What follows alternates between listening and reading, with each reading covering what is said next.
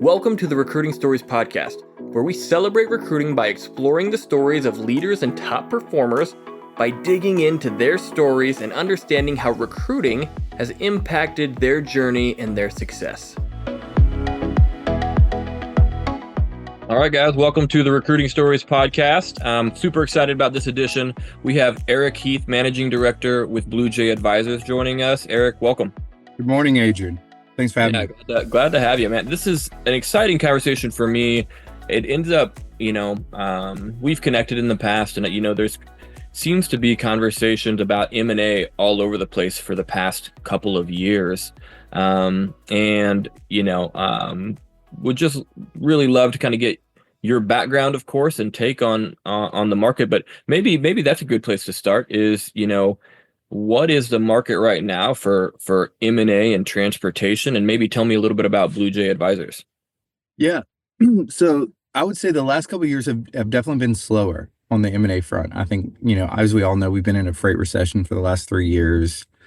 The buyers are the people who are in the strategic buying seat have been kind of worrying with their own fires and trying to remain solvent.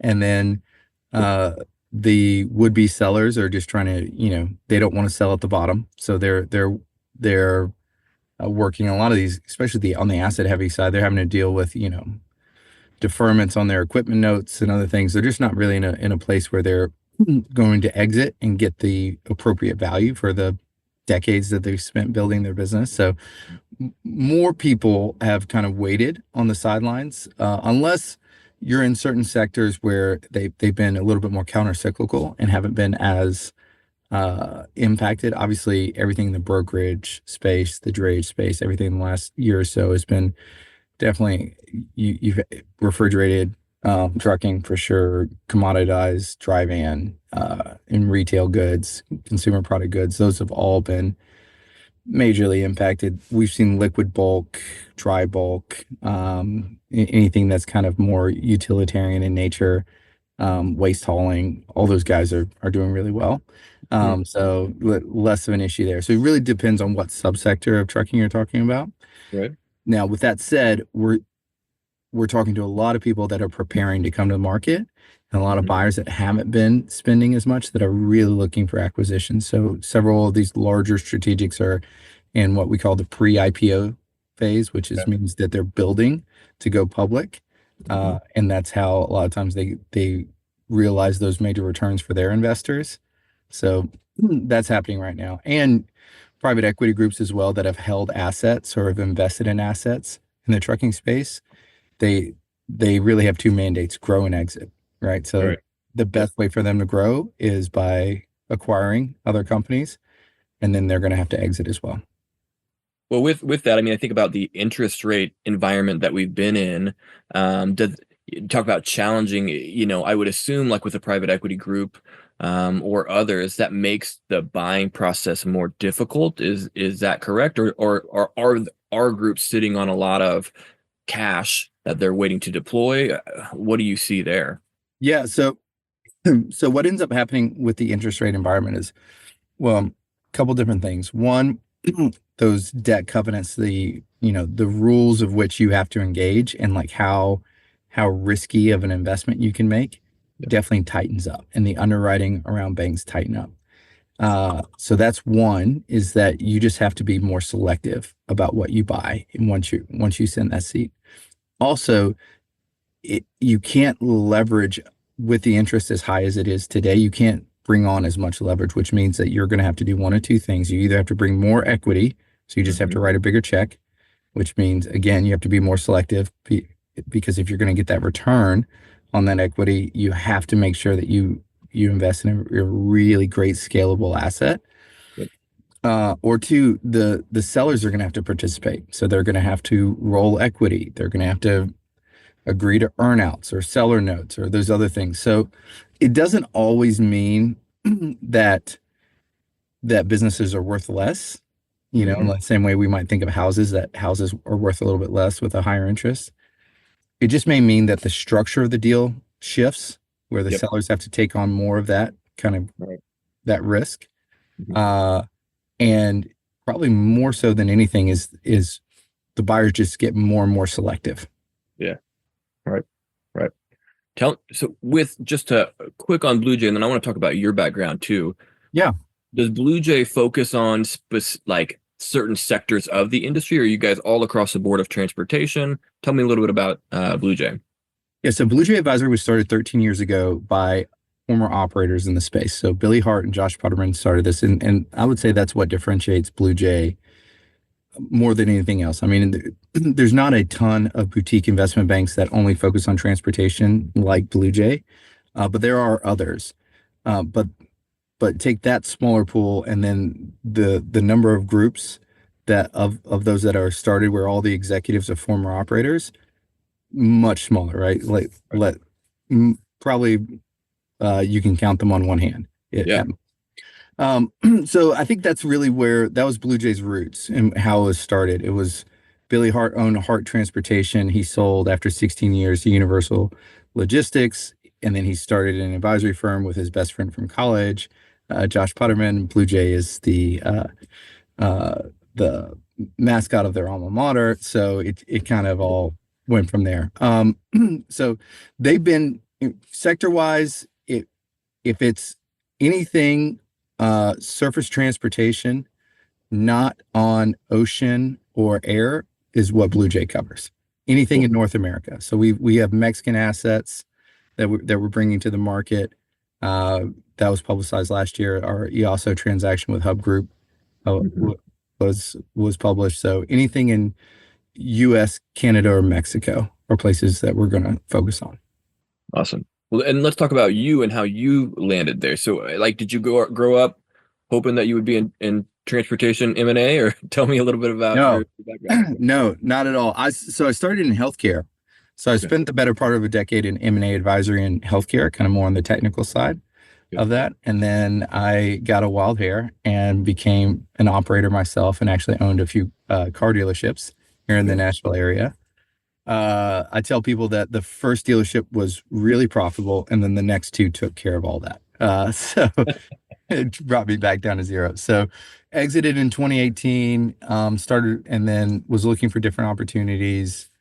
Did a took an interim CFO role, and then just by virtue of connections, connected with another investment bank, a boutique investment bank that's a competitor of Bluejay, and that's where I spent my first 6 years in the industry. And then through working on some deals, I actually sold I represented a seller selling to Bluejay Capital, which is a separate entity, but has some co-ownership with Billy and Josh. I got to know the Bluejay guys on that side. Really liked the group. It was time for me to move on from my former group, and so uh, finding and just like I was talking about being selective, I wanted to be really selective about which group I went with, and Bluejay was just the right fit culturally and otherwise. I really appreciate their operator background and just the expertise they bring. That's cool. You talked about being in, kind of the healthcare side of M&A. What did that look like? I mean, getting into that early on, like, were you recruited by someone? Was it, you were, sending out resumes to everybody? Like, did you know you wanted to get into the, mergers and acquisition space? Tell me about that. No, I didn't. And so it's amazing.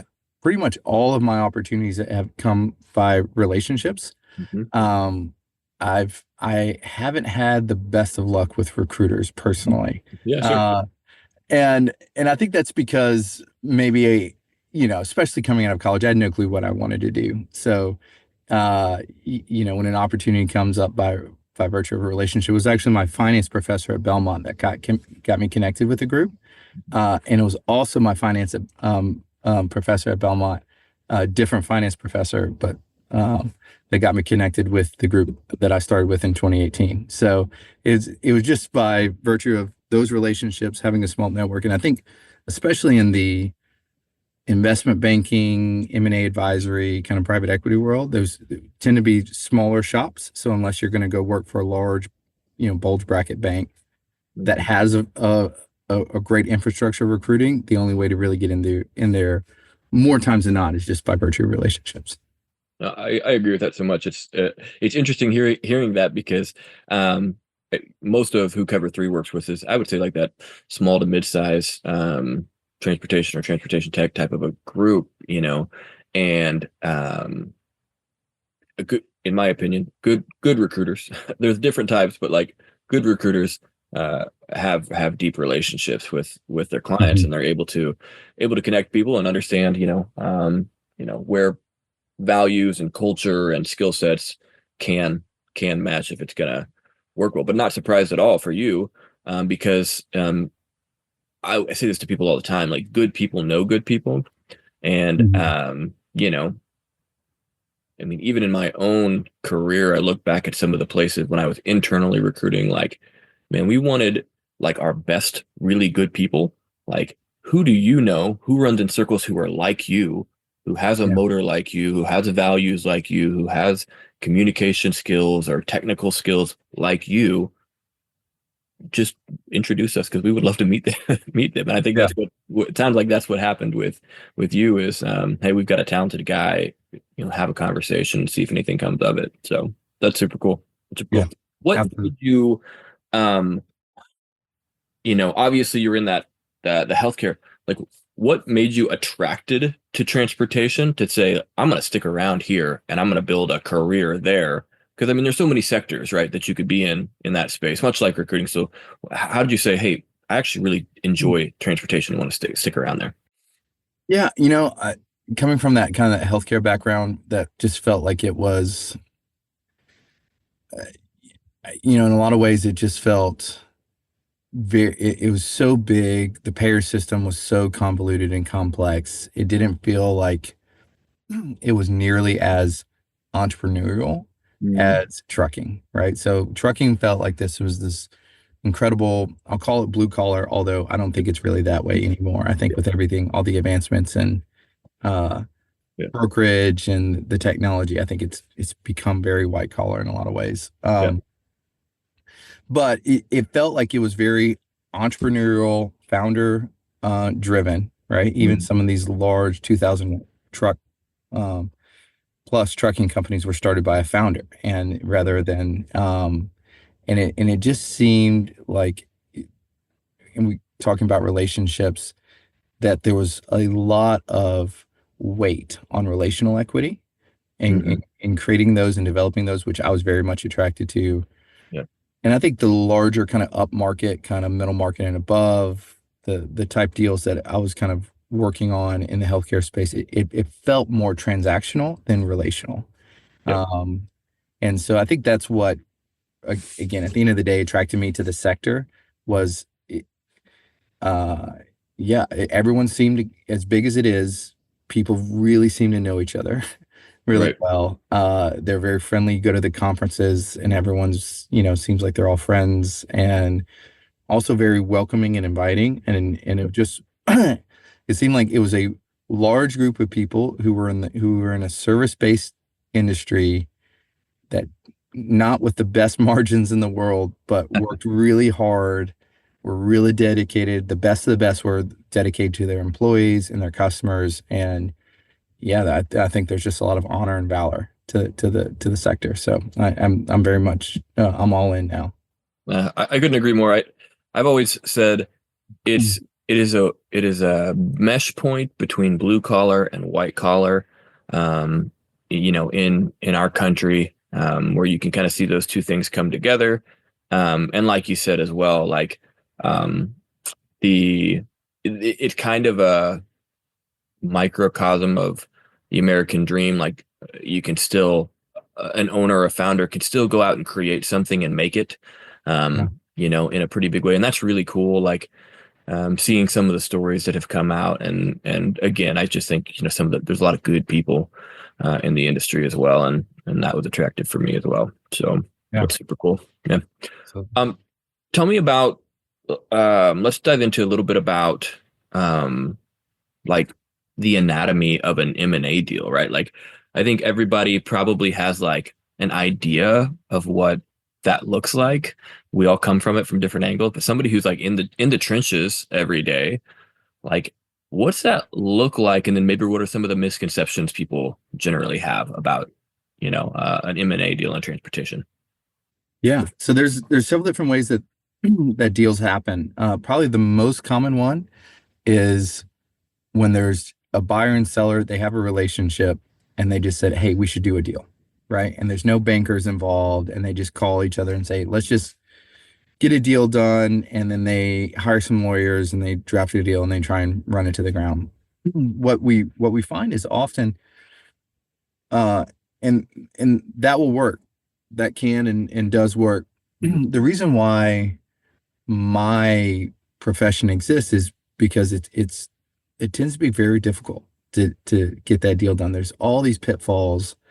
There's financial considerations, there's legal considerations, and then there's also just emotional considerations when you're selling your baby, Yeah. and you're being you're being faced with the largest transaction in your lifetime, and you don't know whether or not you're getting appropriate value for your business.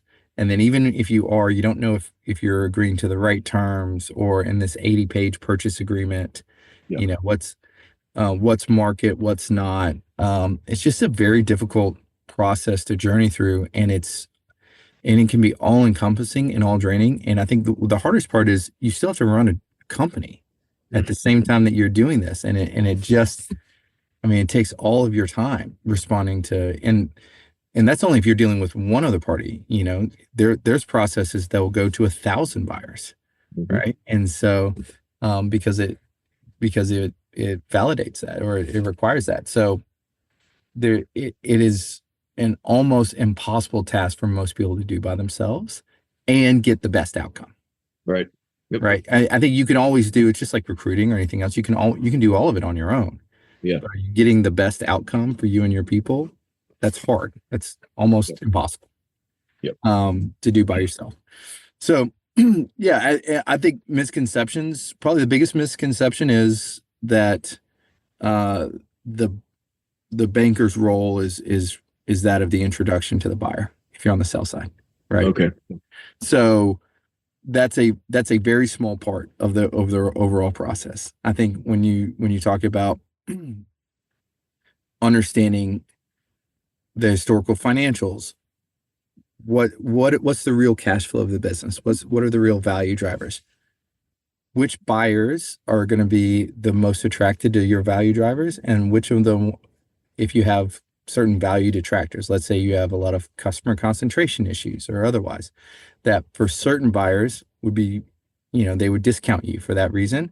For other buyers, they won't, right? And so having someone that can really help navigate those things and position you well, exactly who you are. We're not, as a banker, we're not uh, going to turn you into a different company Right. in the Yeah. process, but we will, especially uh, industry people with industry expertise, we understand all the value drivers in your business, and a lot of times we'll start looking at your business in a way that you never have before, Hmm.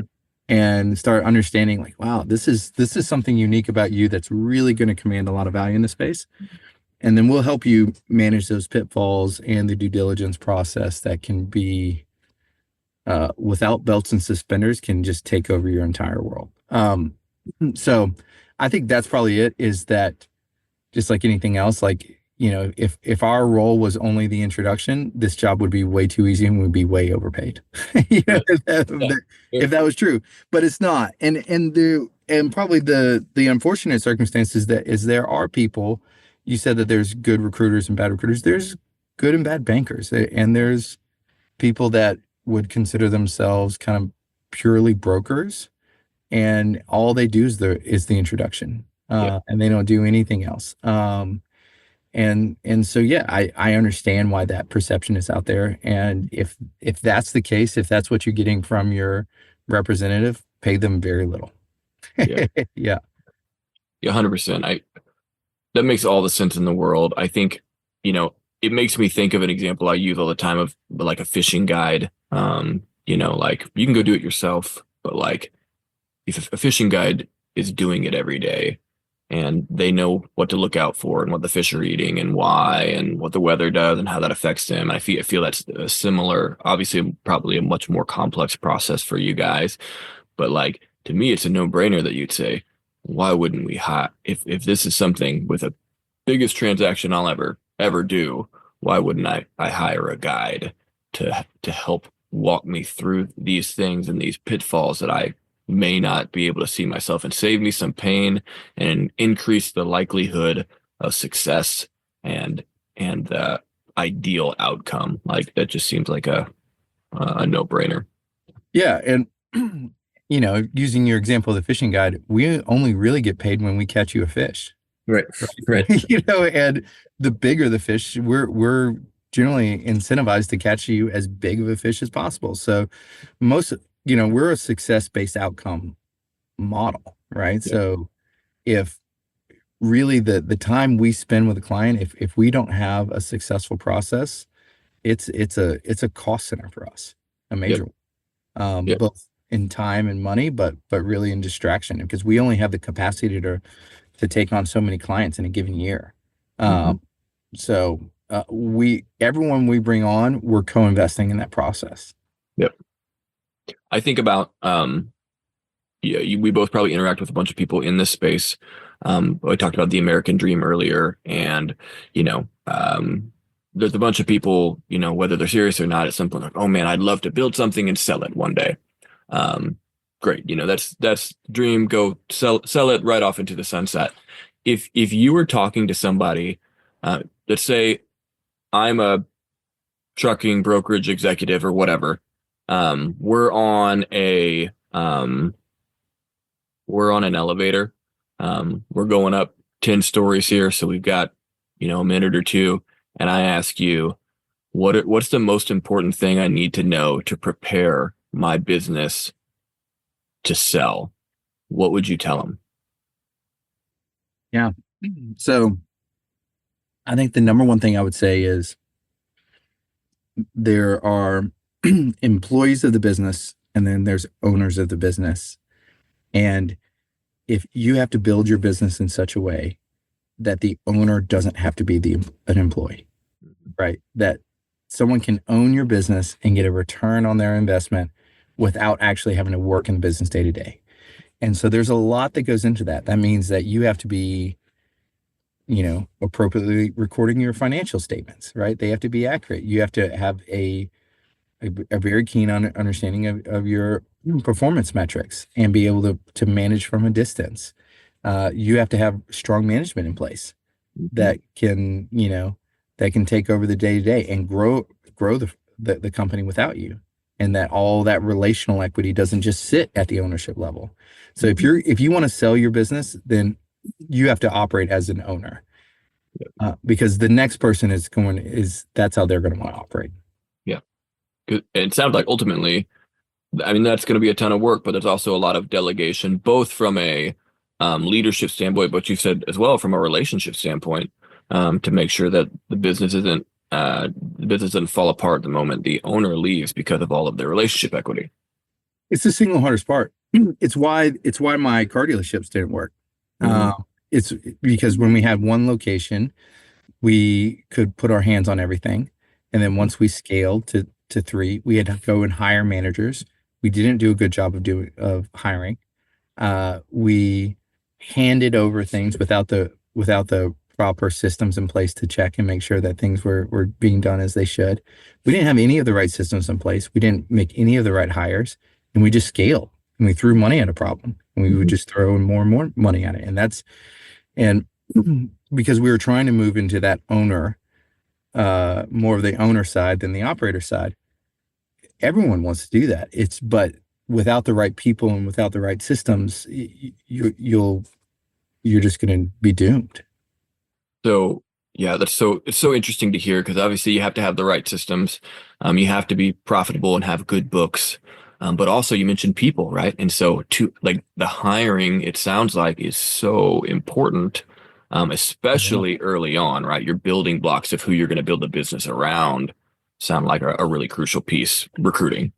Yeah, you don't want to make that hire 3 months before you go exit, right? You want them to be integrated and part of the fabric of your culture. You want whoever that person is to be in waiting and operating in that space for some time, right? Because those your customers, especially small to mid-size trucking companies, logistics companies, I mean, they're working with you and not the, you know, the big Fortune 500 guys because they can call you and Hmm. they get an immediate response and you're active and you're nimble and it's dynamic and you care.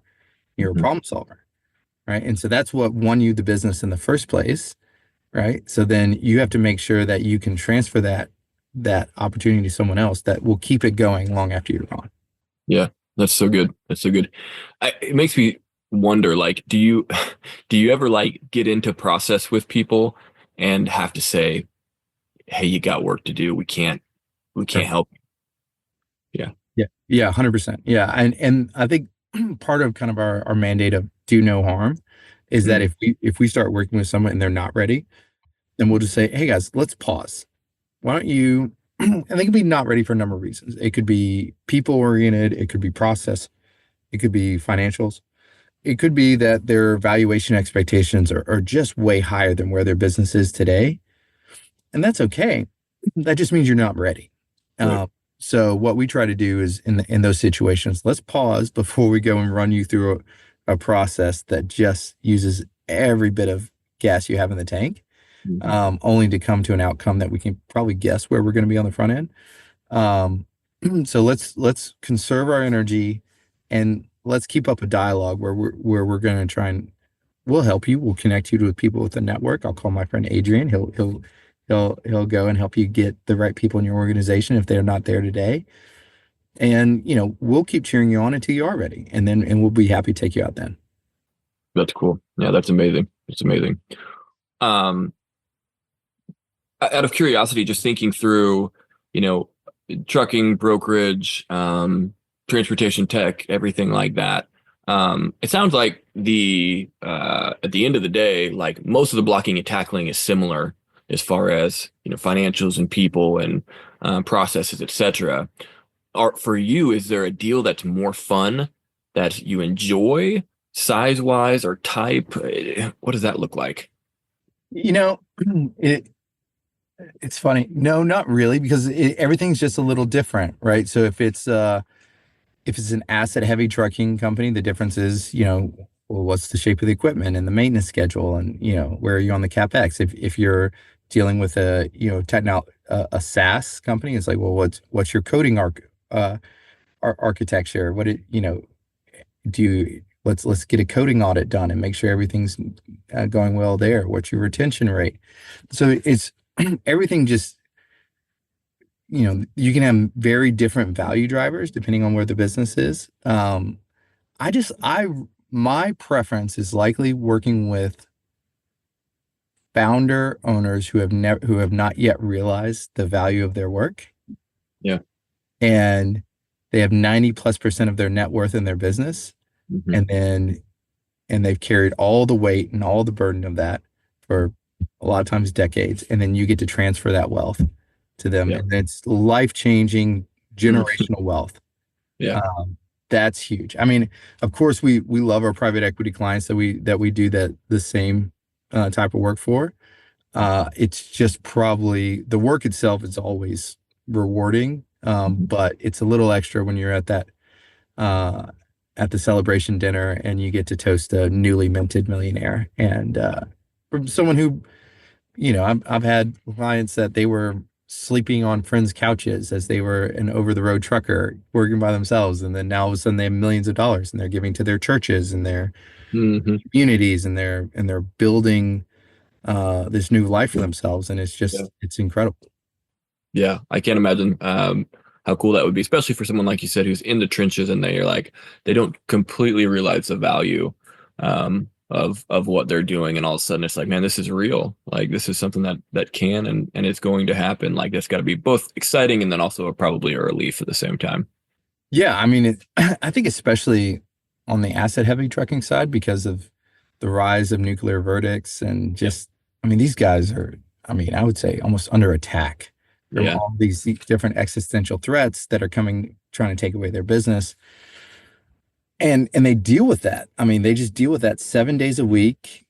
Every time they are professional firefighters, Yeah. and they take we've joked about it's aerospace risk with grocery store margins, and that's how they live.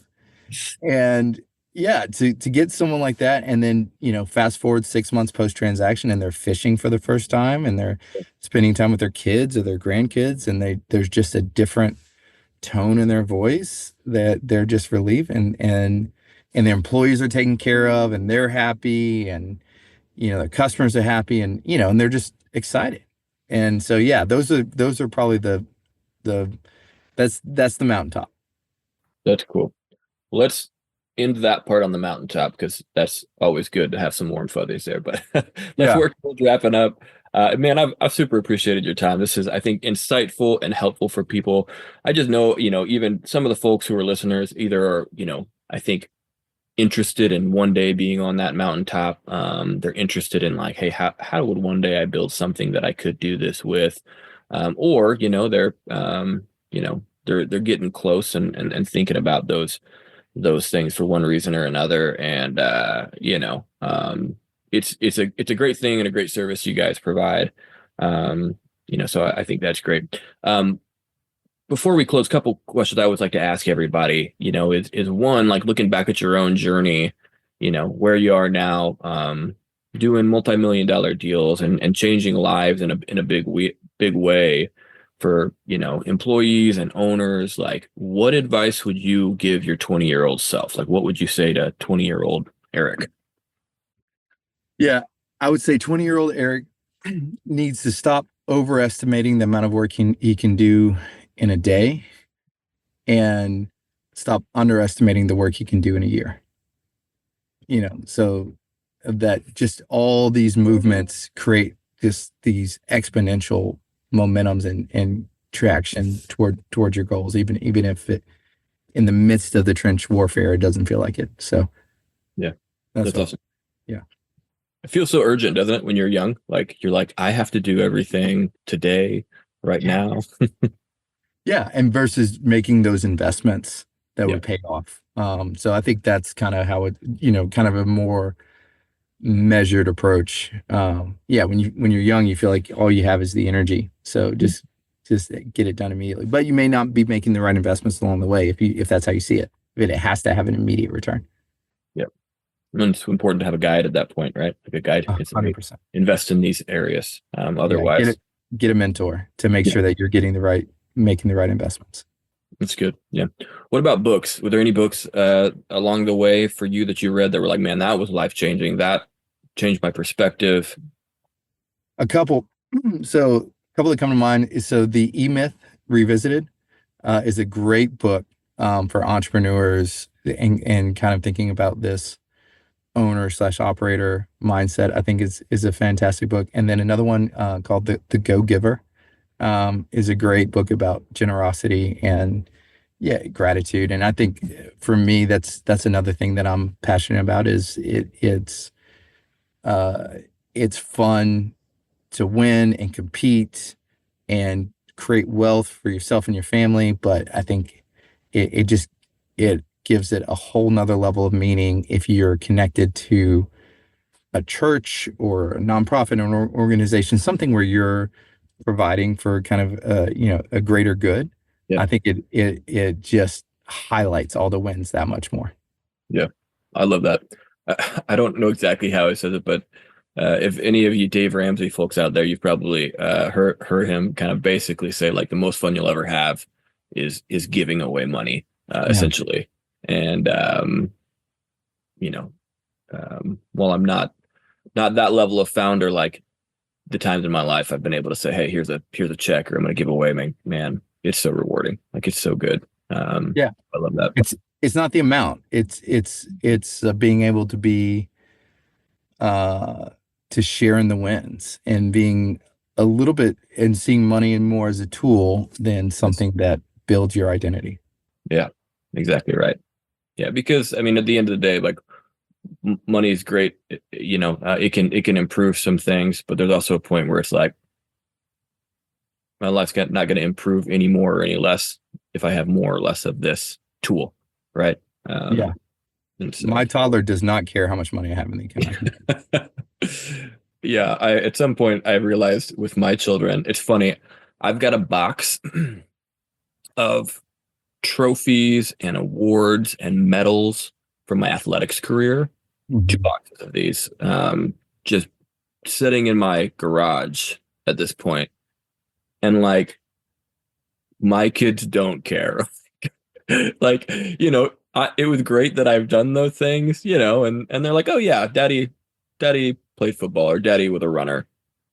No, 10 years from now, they're not going to care. Like, it doesn't Yeah. matter. And same with my accomplishments as a professional as well. Like, they want to know that I'm there. They want to interact with me.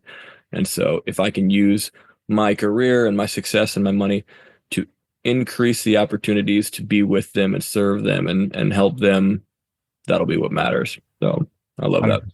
Yeah, That's that's right. cool. Eric, man, I've so enjoyed it. Would love to continue the conversation another time. For people who are interested in getting in touch with you, whether they're interested in Bluejay and hey, maybe I've got something that I want to get a valuation on, or I Mhm. want to learn about what you do, how would they get in touch with you? Yeah. You can find me on LinkedIn. My email is eric.heath@bluejayadvisors.com. And then you can always go to our website, bluejayadvisors.com, and find us there. But yeah, any of those ways, I'm always happy to just have a conversation with people in the industry and lend whatever advice. I think I have way more conversations with people than I actually work with, which is good. That's okay. We're here to be a resource. I love that. Cool.